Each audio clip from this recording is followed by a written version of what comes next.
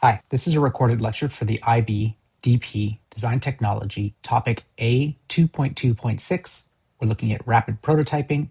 This is SL content, design in theory. Rapid prototyping is used to create physical prototypes quickly for potential users and design teams to interact with them, provide feedback, and drive design development forward. Again, this is an important idea. All prototypes really communicate an idea so that people can interact with them, get feedback, and drive development. That's essentially the answer to any question about prototypes. Now, you must be able to respond to emerging technologies and describe the advantages and disadvantages of why designers use rapid prototyping techniques such as stereolithography, fused deposition modeling, and selective laser sintering.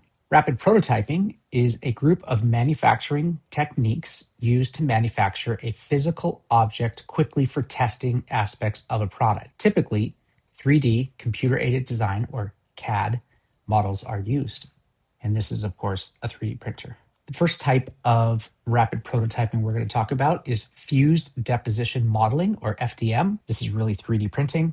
It is a 3D rapid prototyping printing technology that deposits melted layers of material on a bed to build up a 3D model.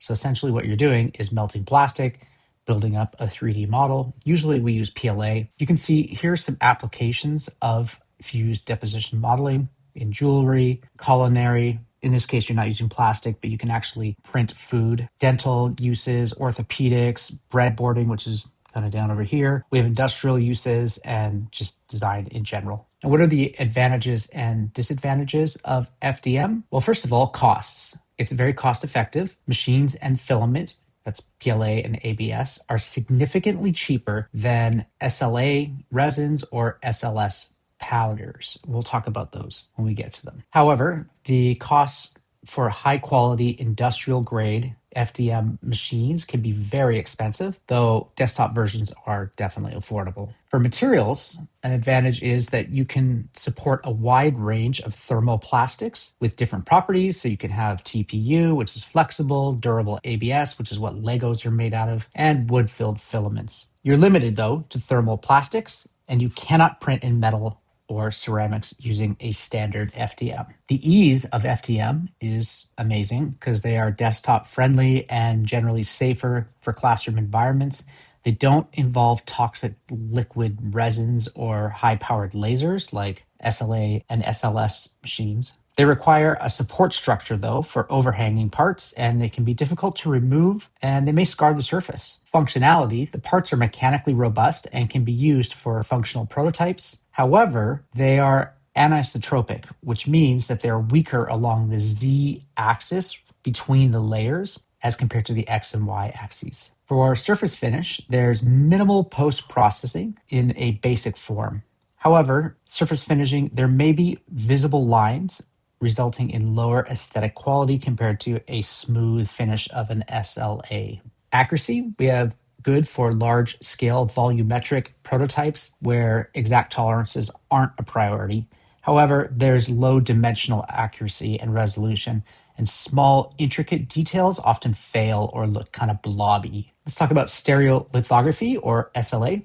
This is an additive manufacturing technique that creates 3D physical prototypes layer by layer by hardening molecules of a photosensitive liquid polymer using a laser beam. Usually they're using UV resin and they're shining a UV laser beam into that UV resin and then hardening it selectively. So you're kind of hardening certain parts of it. You can see this is the resin right here, and here's a piece that's emerging. Notice that these supports are quite thin. This is an actual machine right here. So for entry-level desktop SLA printers, they're pretty affordable, but they have a high operational cost because resin is significantly more expensive than filament, and resin tanks and FEP films are frequently consumable. Materials on offer, you can get some unique resins like optically clear resins or castable wax or high-temperature resins. However, it's a limited selection compared to FDM. You're generally restricted to proprietary resins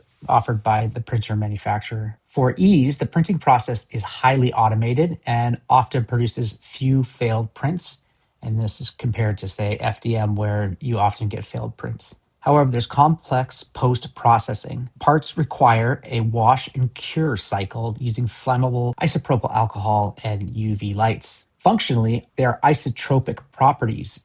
Unlike FDM and SLA parts, they have equal strength in the X, Y, and Z axes, making them more predictable. If you remember with FDM, the Z axis is going to be weaker than the X and Y axis. However, they're quite brittle. So standard resins are prone to shattering under impact. They are better form and fit than high stress function. For surface finishing, the industry-leading finish produces a perfectly smooth surface with high-resolution details that mimic injection molded parts. However, SLA can be light sensitive. Unless painted or coated, SLA parts can become increasingly brittle or change color if exposed to UV or sunlight. For accuracy, there's extreme precision. You can capture the most microscopic details and very thin walls that are impossible for FDM to achieve. However, you have to remove those supports, which I showed you earlier, and they are thin, but they leave small pips on the surface that require careful sanding. The last method that we're going to talk about is selective laser sintering. It's an additive manufacturing technique that uses a laser to fuse small particles of material into a mass that has a desired 3D rapid prototyping shape. You can see here's a part right here. And essentially, you're fusing together particles of a polymer in a powder bed. You can watch a video right here. It shows SLS functioning. Now, some advantages and disadvantages. The costs, it's efficient for batch production. This is an advantage. You can nest dozens of parts into one build volume, making a cost per part lower for small runs. However, the machines themselves require a high initial investment. They are significantly more expensive than FDM or SLA and usually require an industrial budget. Materials, they primarily use nylon polyamides, which is an industry standard engineering thermoplastic known for its toughness. It's got limited numbers of materials. While different grades of nylon and TPU exist, you don't have the sheer variety of fun or specialized colors found with FDM. There's no support structure, so for ease, that is the holy grail of 3D printing.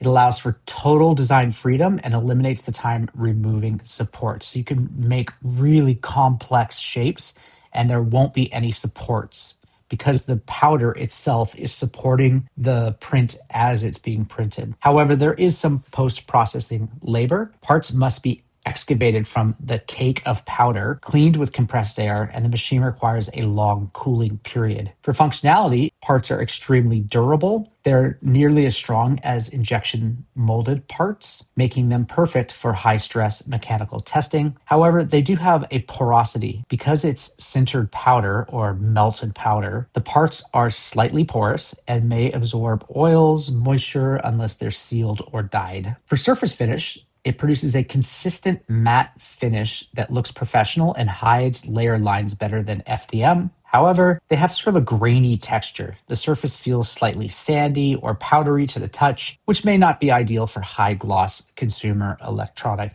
prototypes.